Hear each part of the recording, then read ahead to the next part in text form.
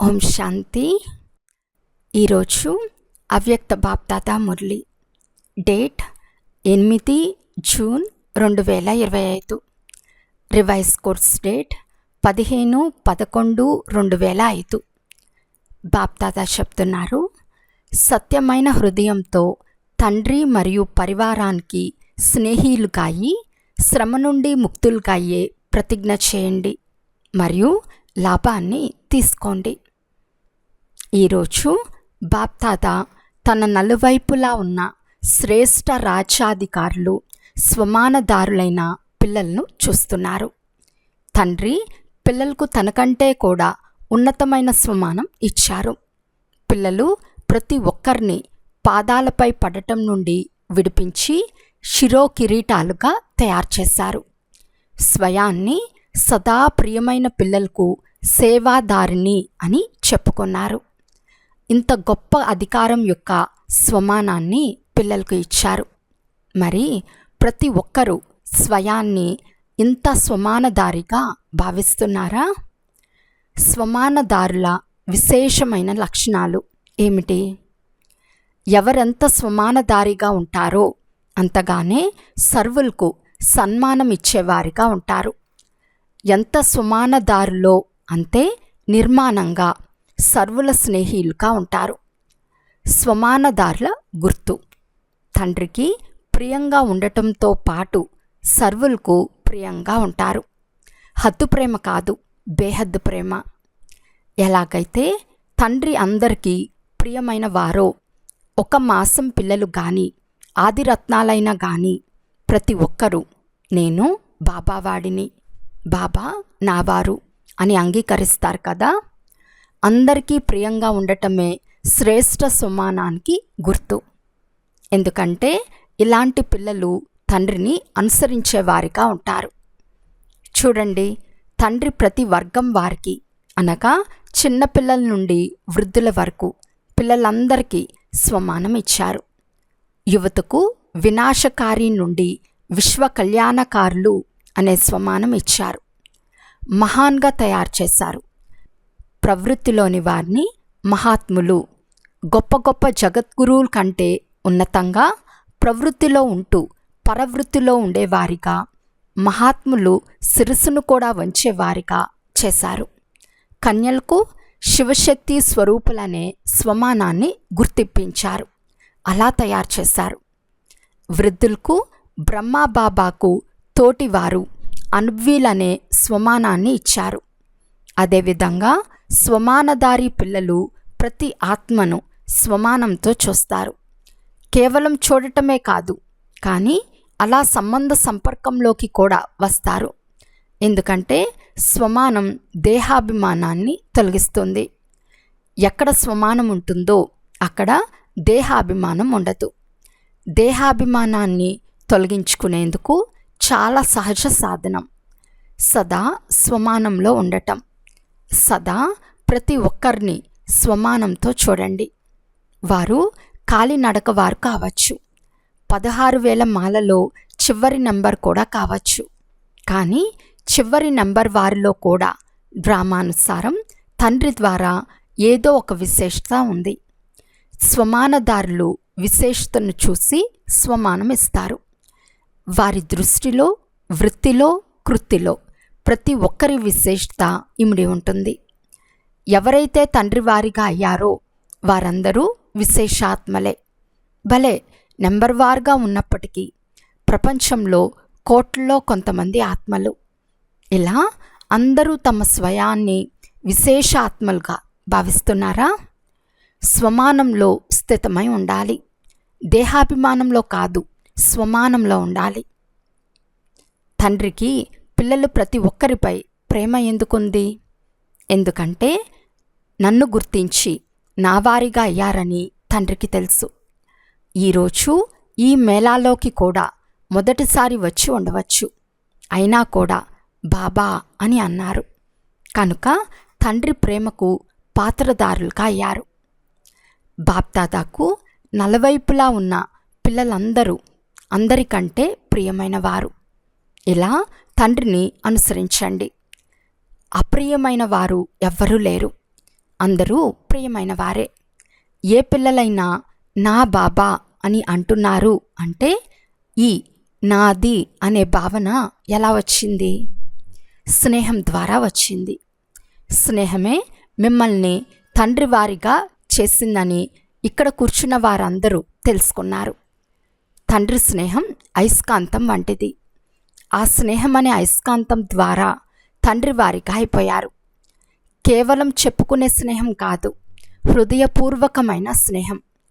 హృదయపూర్వక స్నేహమే ఈ బ్రాహ్మణ జీవితానికి పునాది. బాబాను కలుసుకునేందుకు ఎందుకు వస్తారు? స్నేహమే తీసుకొచ్చింది కదా.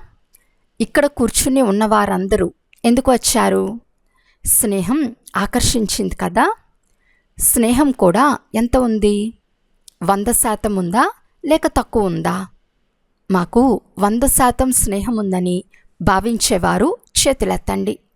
స్నేహంలో 100% ఉందా? కొద్దిగా కూడా తక్కువ లేదా? మంచిది. మరైతే ఇంత స్నేహం పరస్పరం బ్రాహ్మణులో ఉందా? ఇందులో చేతులు ఎత్తించమంటారా? ఇందులో శాతం ఉంది. ఎలాగైతే తండ్రికి అందరిపై స్నేహం ఉందో అలాగే పిల్లలకు కూడా అందరితో స్నేహం ఉండాలి.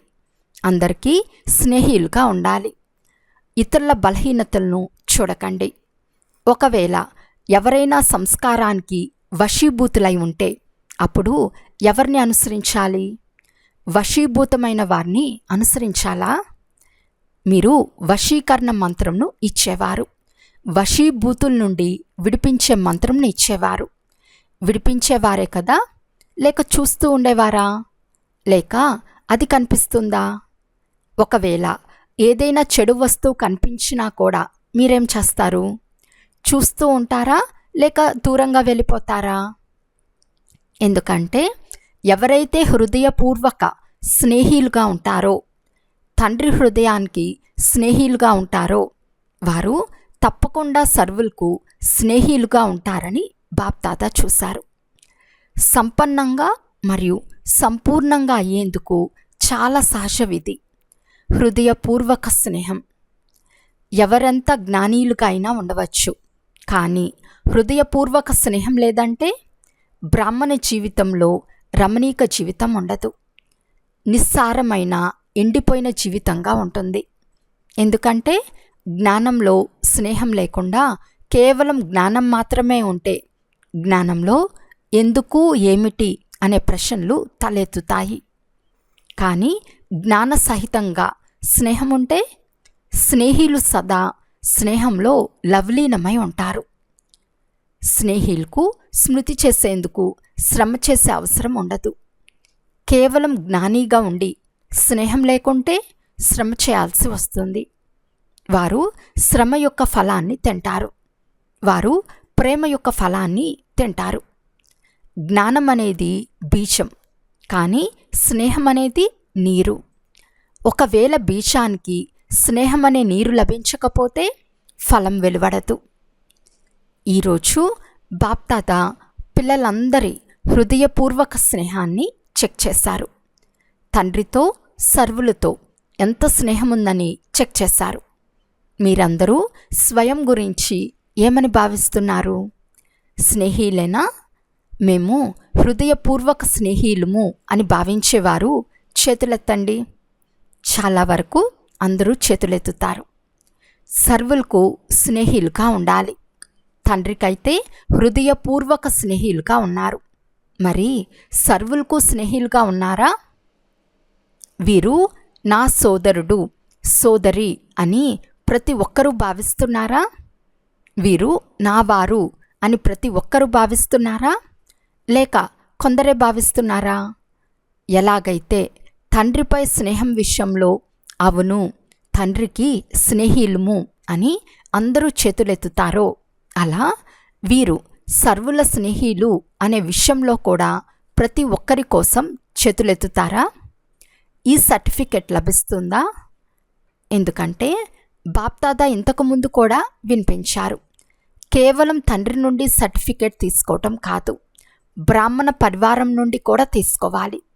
ఎందుకంటే ఈ సమయంలో తండ్రి ధర్మము మరియు రాజ్యము రెండింటినీ జతలో స్థాపన చేస్తున్నారు. రాజ్యంలో కేవలం తండ్రి మాత్రమే ఉండరు, పరివారం కూడా ఉంటుంది. కనుక తండ్రికి కూడా ప్రియంగా ఉండాలి, పరివారానికి కూడా ప్రియంగా ఉండాలి. జ్ఞానీయులుగా అయితే అయ్యారు, కానీ దానితో పాటు స్నేహిలుగా అవ్వటం కూడా తప్పనిసరి. స్వమానంలో ఉండటం మరియు సన్మానం ఇవ్వటం, ఈ రెండు తప్పనిసరి. బ్రాహ్మణ జన్మ తీసుకుంటూనే పిల్లలు ప్రతి ఒక్కరికి తండ్రి గౌరవం ఇచ్చారు. అప్పుడే మీరు ఉన్నతంగా అయ్యారు. ఈ ఒక్క జన్మలో సన్మానం ఇవ్వటం ద్వారా పూర్తి కల్పమంతా దాని ప్రాలబ్ధంగా సన్మానం ప్రాప్తిస్తుంది. అర్థకల్పం రాజ్యాధికారి యొక్క గౌరవం లభిస్తుంది. అర్థకల్పం భక్తిలో భక్తుల ద్వారా గౌరవం లభిస్తుంది. కానీ పూర్తి కల్పానికి ఆధారం ఈ ఒక్క జన్మలో గౌరవాన్ని ఇవ్వటం, గౌరవాన్ని తీసుకోవటం. ఇప్పుడిప్పుడే బాప్దాదా చూస్తున్నారు. నలువైపులా విదేశాల్లోని వారు కొంతమంది రాత్రిలో, కొంతమంది పగల్లో మిలనం చేస్తున్నారు. పురుషార్థ వేగాన్ని మంచిగా పెంచేందుకు మీకు మంచి దాది, జానకి దాది లభించారు. ఇది నిజమే కదా. కొద్దిగా ఏదైనా లోపాన్ని చూసినా వెంటనే క్లాస్ మీద క్లాస్ చేయిస్తారు. దేశం వారు కానీ విదేశం వారు కానీ ఏ పిల్లలకైనా ఏదైనా సబ్జెక్ట్లో శ్రమ అనిపిస్తే దానికి మూల కారణం హృదయపూర్వక స్నేహంలో లోపం. స్నేహము అనగా లవ్లీనంగా ఉండటం. స్నేహం అంటే స్మృతి చేయాల్సి పడదు, కానీ స్మృతిని మర్చిపోవటం కష్టమవుతుంది. ఒకవేళ శ్రమ చేయాల్సి వస్తే ఎక్కడైనా లీకేజ్ అయితే లేదు కదా అని మనసు యొక్క స్నేహాన్ని చెక్ చేసుకోండి. ఎవరైనా వ్యక్తితో కానీ, వ్యక్తి యొక్క విశేషతో కానీ, ఏదైనా సాధనంతో కానీ, సౌకర్యాలతో కానీ ఆకర్షణ ఉంటే లీకేజ్ ఉన్నట్లు. నియమానుసారంగా సౌకర్యాలు ఉండటం సరైందే, కానీ అదనపు సౌకర్యాలపై కూడా ప్రేమ ఉంటుంది, ఆకర్షణ ఉంటుంది. ఆ సౌకర్యాలు గుర్తుకొస్తూ ఉంటాయి. దీని గుర్తు ఏమిటి అంటే, ఎక్కడైనా లీకేజ్ ఉంటే సదా జీవితంలో ఏదో ఒక కారణంతో సంతుష్టత అనుభవం అవ్వదు. ఏదో ఒక కారణం అసంతృప్తిని అనుభవం చేయిస్తుంది. ఎక్కడ సంతుష్టత ఉంటుందో దాని గుర్తుగా సదా ప్రసన్నత ఉంటుంది. సదా ఆత్మీక గులాబీ వలె చిరునవ్వుతో ఉంటారు, వికసించి ఉంటారు. మూడ్ ఆఫ్ అవరు సదా డబల్ లైట్గా ఉంటారు. కనుక అర్థమైందా? ఇప్పుడు శ్రమ నుండి రక్షించుకోండి. బాప్దాదాకు పిల్లల శ్రమ మంచిగా అనిపించదు. అర్థకల్పం శ్రమ చేశారు. ఇప్పుడు ఆనందంలో ఉండండి, ప్రేమలో లవ్లీనమై ఉండండి. జ్ఞానసాగరం యొక్క లోతుల్లో అనుభవాలనే ముత్యాలను అనుభవం చేయండి. కేవలం మునక వేసి సాగరం నుండి బయటికి రాకండి, లవ్లీనమై ఉండండి. మీ తోడుగా ఉంటాము, మీ తోడుగా వెళ్తాము అని అందరూ ప్రతిజ్ఞ అయితే చేశారు కదా. ప్రతిజ్ఞ చేశారా? తోడుగా వెళ్తారా లేక వెనుక వెనుక వస్తారా? ఎవరైతే తోడుగా వెళ్ళేందుకు తయారుగా ఉన్నారో వారు చేతులెత్తండి. తయారుగా ఉన్నారా? ఆలోచించి చేతులెత్తండి. తయారుగా ఉండటం అనగా తండ్రి సమానంగా ఉండటం. తోడుగా ఎవరు వెళ్తారు? సమానంగా ఉన్నవారే వెళ్తారు. మరి వెళ్తారా? ఎవరు రెడీగా ఉన్నారా? మొదట వరుస వారు ఎవరు రెడీగా ఉన్నారా? రేపు వెళ్ళాలని ఆర్డర్ చేస్తే వెళ్తారా? ప్రవృత్తిలోని వారు వెళ్తారా? పిల్లలు గుర్తుకు రారా? మాతలు వెళ్తారా? మాతలు తయారుగా ఉన్నారా? ఏ వస్తువు కూడా గుర్తురాదా? టీచర్లకు సెంటర్ జిజ్ఞాసులు గుర్తుకొస్తారా? గుర్తుకురారా? మంచిది. అందరూ నిర్మోహులుగా అయిపోయారా? అయితే ఇప్పుడు ఇక శ్రమ చేసే అవసరం ఉండదు కదా. ఈరోజు బాప్దాదా అందరినీ, అనగా సన్ముఖంలో కూర్చుని వారు కానీ దూరంగా కూర్చుని కూడా తండ్రి హృదయంలో కూర్చున్న వారిని అందరినీ ఈరోజు శ్రమ నుండి ముక్తులుగా చేయాలని అనుకుంటున్నారు. అవుతారా? చప్పట్లయితే కొట్టారు, కానీ తయారవుతారా? రేపటి నుండి ఎవ్వరూ దాదీల వద్దకు రాకూడదు, శ్రమ ఇవ్వకూడదు, ఆనందంగా కలుసుకోవాలి. జోన్ హెడ్ వద్దకు వెళ్ళి ఫిర్యాదులు చేయకూడదు, సంపూర్ణంగా అవ్వాలి. సరేనా? ఇప్పుడు చేతులెత్తండి. ఆలోచించి చేతులెత్తండి. ఊరికే చేతులెత్తకండి. ఏ ఫిర్యాదు ఉండకూడదు. నేను నేను అనేది ఉండకూడదు. నాది అనేది ఏది ఉండకూడదు. నేను అనేది ఉండకూడదు. నాది అనేది ఉండకూడదు. అన్నీ సమాప్తం. ప్రతిజ్ఞ అయితే చేశారు. దీని కొరకు శుభాకాంక్షలు. కానీ ఏమవుతుంది అంటే ఆ ప్రతిజ్ఞ నుండి లాభాన్ని తీసుకోరు. ప్రతిజ్ఞలు చాలా త్వరగా చేసేస్తారు, కానీ దాని నుండి లాభాన్ని తీసుకునేందుకు ప్రతిరోజు మొదటిది దాన్ని అనుభూతి చేయండి, రెండవది రివైజ్ చేయండి. ఏం ప్రతిజ్ఞ చేశాము అని ప్రతిరోజు ఆ ప్రతిజ్ఞను రివైజ్ చేయండి. అమృతవేళ బాబాను మిలనం చేసిన తర్వాత ప్రతిజ్ఞ మరియు లాభం ఈ రెండిటి బ్యాలెన్స్ యొక్క చార్ట్ను తయారు చేయండి. ఏ ప్రతిజ్ఞ చేశారు మరియు దాని నుండి ఏ లాభాన్ని తీసుకుంటున్నారు రియలైజ్ చేయండి, రివైజ్ చేయండి. రెండిట్లో అంటే ప్రతిజ్ఞ మరియు లాభం బ్యాలెన్స్ వచ్చేస్తే సరిపోతుంది. మీటింగ్ వారు ప్రతిజ్ఞ చేశారని బాప్దాదాకు తెలుసు. బాప్దాదా చూశారు. చాలా మంచి మంచి ప్లాన్లు తయారు చేస్తారు. బాప్దాదాకు నచ్చుతాయి. బాప్దాదా ఏం కోరుకుంటున్నారు? బాప్దాదా కేవలం ఒక మాటను కోరుకుంటున్నారు, సఫలం చేసుకోండి, సఫలం చేసుకోండి, సఫలుగా అవ్వండి. ఏ ఖజానాలైతే ఉన్నాయో శక్తులు, సంకల్పాలు, మాటలు, కర్మ కూడా ఒక శక్తి, సమయం కూడా ఒక శక్తి మరియు ఖజానా అయింది. వీటన్నిటినీ సఫలం చేయాలి. స్థూల ధనంను, అలౌకిక ఖజానాలను అన్నిటినీ సఫలం చేయాలి. సఫలతామూర్తి అనే సర్టిఫికేట్ తీసుకోవాల్సిందే. సఫలం చేయండి మరియు సఫలం చేయించండి. ఒకవేళ ఎవరైనా అసఫలం చేస్తే అప్పుడు మాటల ద్వారా, శిక్షణ ద్వారా కాకుండా మీ శుభభావన, శుభకామన మరియు సదా శుభ సన్మానాన్ని ఇవ్వటం ద్వారా సఫలం చేయించండి. కేవలం శిక్షణ ఇవ్వకండి. ఒకవేళ శిక్షణ ఇవ్వవలసి వచ్చిన క్షమ మరియు శిక్షణ అనగా క్షమారూపంగా ఈ శిక్షణ ఇవ్వండి. మర్సిఫుల్గా, దయాహృదయులుగా అవ్వండి. మీ దయాహృదయ రూపం తప్పకుండా మీ శిక్షణకు ఫలితాన్ని చూపిస్తుంది. చూడండి, ఈ రోజుల్లో డాక్టర్లో కూడా ఆపరేషన్ చేసేటప్పుడు మొదట ఏం చేస్తారు? మొదట మత్తు ఇచ్చి నిద్రపుచ్చుతారు, తర్వాత కట్ చేస్తారు. మొదట కట్ చేయరు. టింక్చర్ వేసిన మొదట ఊదుతారు, తర్వాత టింక్చర్ వేస్తారు. అలా మీరు కూడా మొదట దయాస్వరూపులుగా అయ్యి తర్వాత శిక్షణ ఇస్తే అది ప్రభావం చూపిస్తుంది. లేకపోతే ఏమవుతుంది అంటే మీరు శిక్షణ ఇవ్వటం మొదలు పెడతారు, కానీ వారు మొదటే మీకంటే పెద్ద శిక్షకునిగా ఉంటారు. ఒక శిక్షకుడు మరొక శిక్షకుని శిక్షణను అంగీకరించడు. ఇలా చేయకండి, ఇలా చేయండి అని మీరు ఒక పాయింట్ చెప్తే దాన్ని కట్ చేసేందుకు వారి వద్ద 10 పాయింట్లు ఉంటాయి. కనుక క్షమ మరియు శిక్షణ రెండూ జతలో ఉండాలి.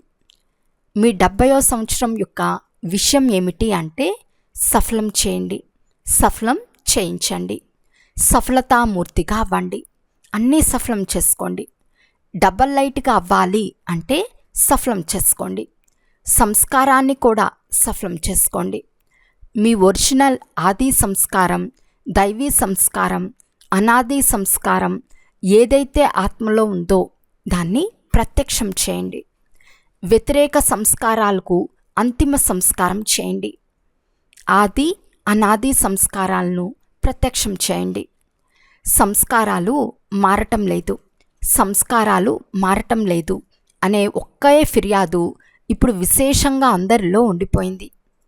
శ్రమ నుండి ముక్తులుగా అవుతాము అనే ప్రతిజ్ఞ అయితే అందరూ చేశారు కదా.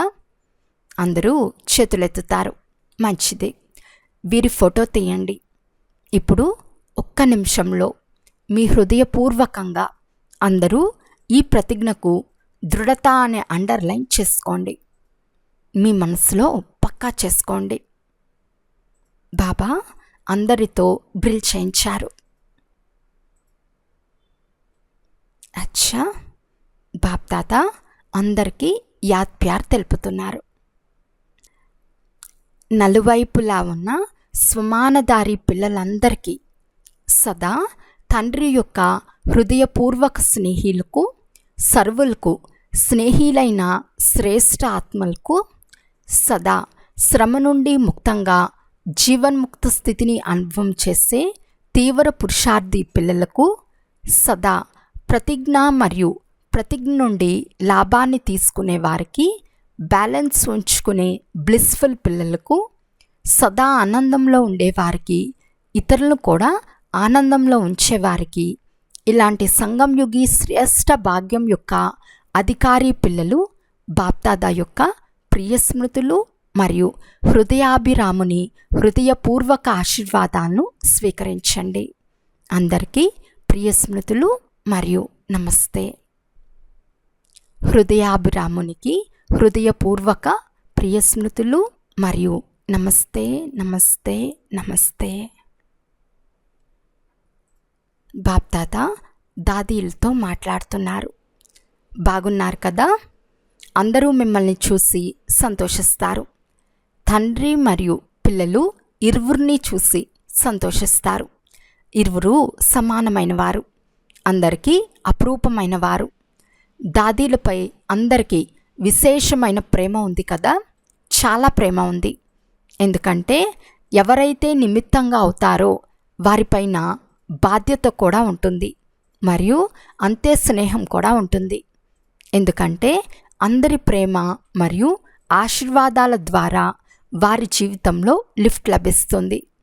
మీలో కూడా ఎవరైతే నిమిత్తంగా అవుతారో వారికి కూడా లిఫ్ట్ లభిస్తుంది. కానీ ఈ లిఫ్ట్ యొక్క గిఫ్ట్ను స్థిరంగా ఉంచుకుంటే చాలా లాభం కలుగుతుంది. ఈ అదనపు వరదానం లభిస్తుంది. ఏదైనా కార్యంలో అనగా ఈశ్వర్య కార్యంలో కానీ యజ్ఞ సేవలో కానీ ఎవరైతే విశేషంగా నిమిత్తంగా అవుతారో వారికి ఆశీర్వాదాలు మరియు ప్రేమ రెండిటి లిఫ్ట్ లభిస్తుంది. ప్రేమ ఎలాంటి వస్తువు అంటే అది ఎలా ఉండేవారిని ఎలా తయారు చేస్తుంది. ఈరోజు ప్రపంచంలో కూడా మీకేం కావాలి అని ఎవరినైనా అడిగితే ప్రేమ కావాలి అని అంటారు. శాంతి కావాలి కానీ అది కూడా ప్రేమ ద్వారానే లభిస్తుంది. కనుక ప్రేమ అనగా ఆత్మీక ప్రేమ అన్నిటికంటే శ్రేష్టమైంది. అచ్చా, ఈరోజు వరదానము. కంబైన్ స్వరూపం యొక్క స్మృతి ద్వారా మర్చిపోని వారిగా తయారయ్యే నిరంతర యోగి భవ. ఏ పిల్లలైతే స్వయాన్ని తండ్రితో కంబైన్డ్గా అనుభవం చేస్తారో వారికి నిరంతర యోగి భవ అనే వరదానం స్వతహాగా లభిస్తుంది. ఎందుకంటే వారు ఎక్కడ ఉంటున్నా మిల్నవేళ జరుగుతూ ఉంటుంది. వారిని ఎవరంతగా మరిపింపచేసేందుకు ప్రయత్నించినా వారు మర్చిపోని వారుగా ఉంటారు. ఇలాంటి మర్చిపోని పిల్లలు ఎవరైతే తండ్రికి అతి ప్రియంగా ఉంటారో వారే నిరంతర యోగులు. ఎందుకంటే ప్రేమకు గుర్తు స్వతహ స్మృతి. వారి సంకల్పం అనే గోరును కూడా మాయ కదిలించలేదు. స్లోగన్: కారణాన్ని వినిపించేందుకు బదులు దాన్ని నివారణ చేసినట్లయితే ఆశీర్వాదాలకు అధికారిగా అయిపోతారు. ఈరోజు అవ్యక్త సూచన: ఆత్మిక స్థితిలో ఉండే అభ్యాసం చేయండి. అంతర్ముఖులుగా అవ్వండి. అంతర్ముఖులుగా అయ్యే జ్ఞాన మన్న యొక్క అభ్యాసం ద్వారా అలౌకిక మస్తీలో సదా మస్తుగా ఉంటే ఈ ప్రపంచం యొక్క చిక్కులు తమ వైపు ఆకర్షించలేవు. ఎలాగైతే మిలిటరీ వారు అండర్ గ్రౌండ్లోకి వెళ్ళిపోతే బయట ఉన్న బాంబులు మొదలైన వాటి ప్రభావం ఉండదో, అలా మీరు అంతర్ముఖులుగా అండర్ గ్రౌండ్ ఆత్మీక స్థితిలో ఉండే అభ్యాసం చేస్తే బాహ్యముఖత యొక్క విషయాలు మిమ్మల్ని డిస్టర్బ్ చేయవు. అచ్చా. ఓం శాంతి.